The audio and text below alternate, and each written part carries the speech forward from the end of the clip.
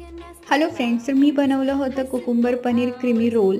त्यासाठी मी इथे घेतलं होतं पनीर, गाजराचे स्लाइस आणि हिरवी पेस्ट। हिरव्या पेस्टसाठी मी इथे हिरवी मिरची, पुदिना, कोथिंबीर, लसूण वाटून घेतली होती, तीच मी याच्यात ॲड केली। त्यानंतर हे वाटून घेतलेलं मिश्रण एका बाउलमध्ये काढून घ्यायचं आहे। त्यात ॲड करायचं आहे आपल्याला मायोनीज, चवीपुरतं मीठ आणि मी ते बारीक चिरलेली शेपू ॲड केली कारण मला आवडते सॅलडमध्ये, म्हणून तुम्ही स्किपसुद्धा करू शकता।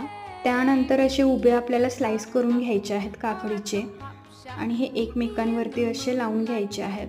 त्यानंतर जी पेस्ट आपण करून घेतली होती ती पेस्ट अशा स्लाइसला लावून घ्यायची आहे आणि त्यानंतर हा असा रोल करून घ्यायचा आहे, जसा मी व्हिडिओमध्ये तुम्हाला दाखवला आहे। डाएट फॉलो करणाऱ्यांसाठी ही खूप सोपी आणि क्विक रेसिपी आहे आणि वरतून मी पांढरे तीळ घालून ही सर्व केली आहे। जर तुम्हाला माझी रेसिपी आवडली असेल तर माझ्या चॅनलला सबस्क्राईब करा।